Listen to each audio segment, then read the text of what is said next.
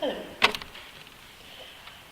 A little while ago, when I was thinking about writing the sermon, my roommate, best friend, fellow graphic designer, incredible artist, and generally awesome creative, was working on one of her cosplay costumes for Comic-Con and told me that she had decided to stop drawing. I was taken aback.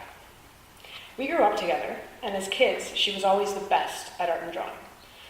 And for me to say that is pretty big because, to be honest, I was pretty good at drawing myself.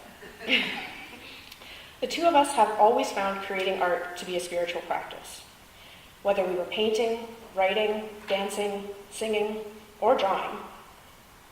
When I asked why, she sighed and said that she never got much out of drawing, and that she was going to concentrate on design instead. I could feel my face reddening. She was an amazing artist. Her line quality was spectacular. Her perspective was bang on. And needless to say, this conversation brought up some interesting questions for me. Questions like, what makes art a spiritual practice? How are art and design different?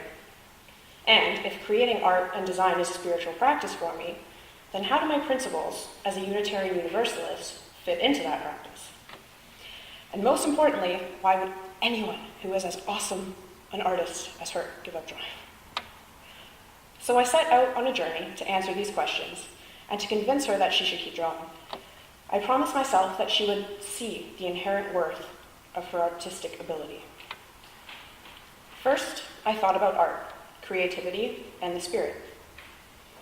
Art is a very physical process that immerses us in the gift of senses, of color, shape, sound, and texture. When we create art, the result is more than a sum of the given materials combined. The arts afford us insights into life and the movements of the spirit in our lives.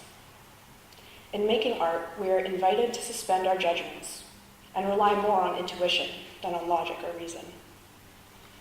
A few summers ago, I worked as a painting instructor and saw this in action. I encountered many people who believed that they could not create any form of art. And when the classes finished, not everyone was always happy with their finished paintings. But I must humbly admit that everyone did leave with something. They all created something new, and more importantly, they all learned a little bit more about their own personal creative process. I am always amazed what happens when people are encouraged to suspend judgment about what makes for good or bad art and let their own creative process unfold, surrendering to how the spirit is moving through and guiding it. A remarkable freedom often emerges, and suddenly we discover that practicing creativity is good and helps make life more meaningful. Creativity is, at the deepest level, something holy. It is a powerful shaping force in human life. It is an intangible human capacity that also seems to transcend human capacities. Creativity is the process of bringing something new into being, something that did not exist before, an idea, a new layout, a painting, a story. This creation works to enlarge our ways of seeing the world. The creative process, and by that I mean creating for the joy of doing rather than for the product, is to explore creativity in a deeply intimate way and honors the process itself rather than focusing on the finished work. Before we move into our meditation, please mark page number 123, Spirit of Your Life, in your gray hymnal. We'll be singing this song as we come out of the meditation.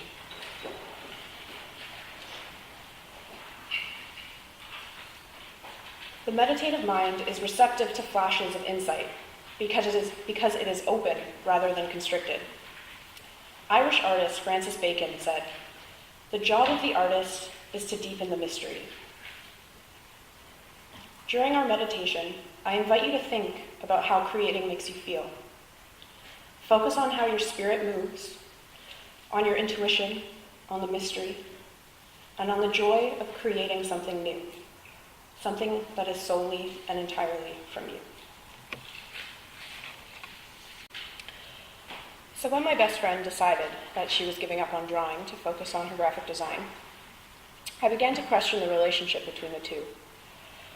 Perhaps if I found a way to show her that they were the same thing, and that they shared the same roots, she'd see that her drawings matter just as much as her design does. Since the ancient times, art has been the soul's language of choice, a universal language used to confront life's difficulties, heal the wounded spirit, and engage in a search for truth and meaning. Graphic design is a creative process that combines this art with science and technology in order to communicate a message. When designing anything, it doesn't matter if it's for a corporation, an individual, for a nonprofit, it's nearly always the case that the message is the primary concern.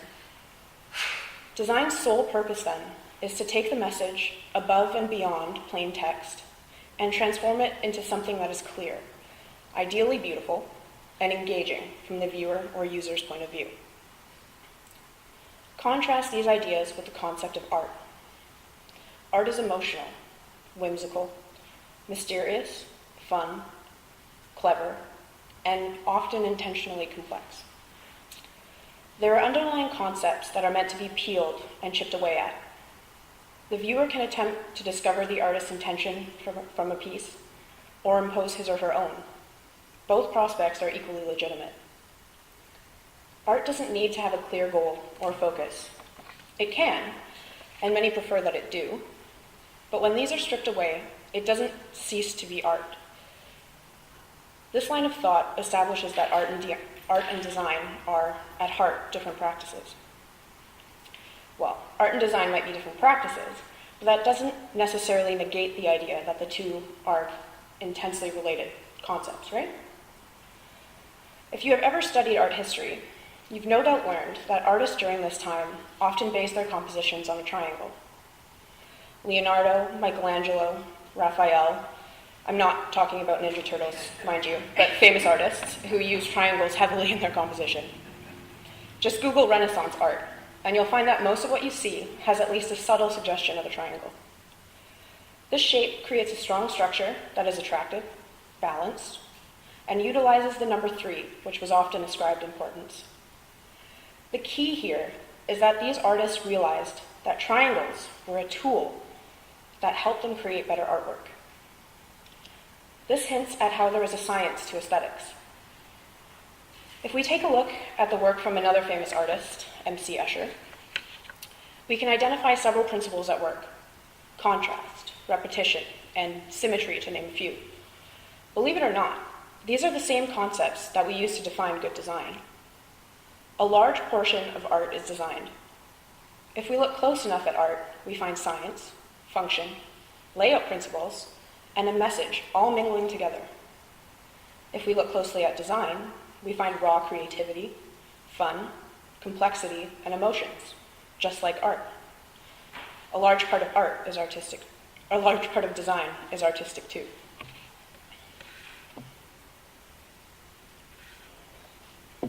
The next question I asked myself was how my Unitarian Universalist principles fit into my art, to my design, and to my work.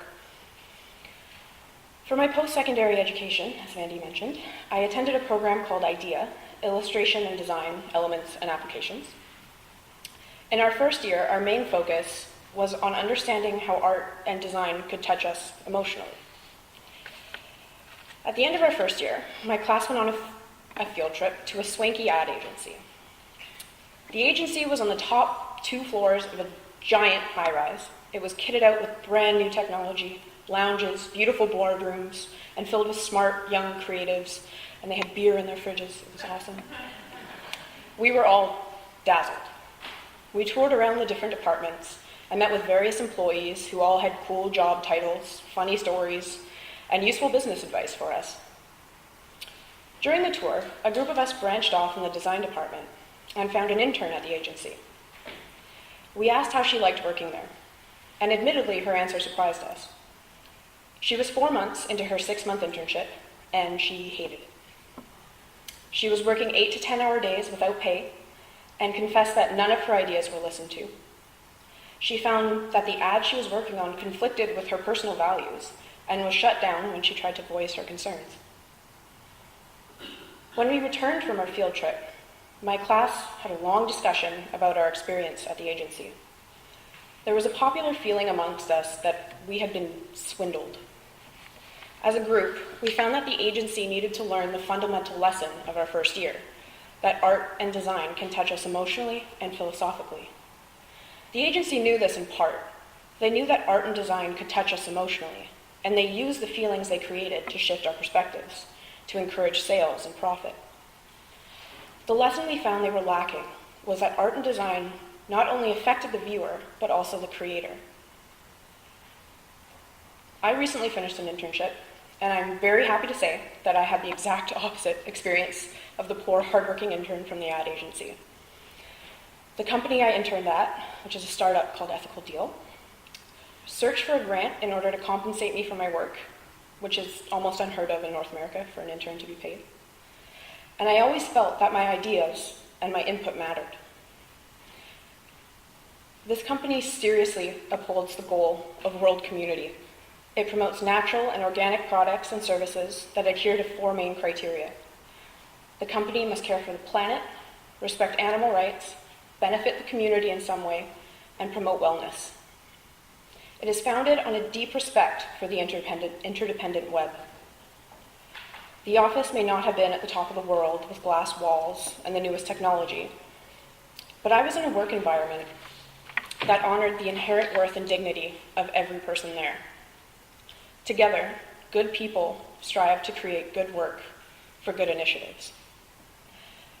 And that's a concept that I learned here, in this house, a house that is a cradle for our dreams and the workshop of our common endeavor. A place where I was allowed to create my own definition of what the spirit of life was, of what spirituality was. Here, I learned principles and values that have shaped and will continue to shape my life, my decisions, and my beliefs. As I began to answer my final question, I came to a profound realization, as often happens when I look at my Unitarian Universalist principles in a real-world context. It doesn't matter how we create or what we create. What matters is that we engage in creativity, that we open ourselves up to the holiness that is creativity, and that we harness this creativity and put it into something good, even if that something doesn't last. Kurt Vonnegut's letter captures it perfectly when he said that even when your art is thrown away in multiple trash receptacles, you will find that you have already been gloriously rewarded. You have experienced becoming, learned a lot more about what's inside you, and you have made your soul grow. At my house, we are in the practice of leaving each other notes. We all work very different hours, and we leave notes to thank each other, to remind each other of things, and to generally express ourselves. Today, there is a note waiting for my roommate on the carton of eggs in the fridge, because that's the first place she goes in the morning, and I know that. And probably, actually about now-ish, she's reading it, and I would like to share it with you. Rui, after much thought and reflection about art, design, creativity, and your decision to stop drawing, I have come to a conclusion about my feelings on the matter. As you know, I've been struggling with the thought of you letting your drawing skills lay unused in the metaphorical Ninja Turtle shell backpack containing all of your many artistic gifts. However, it is not my place to determine what art or creativity is to you, or how you should go about practicing it. The only thing that you have that nobody else has is you, your voice, your mind, your story, your vision. Above all, you should know that my hope for you is that you continue to create. Please continue to create. Create beauty and find the spirit within you. Delve deep into the mysteries that art of all forms contains. Find the message you want to tell the world, and tell it, or show it, or imply it.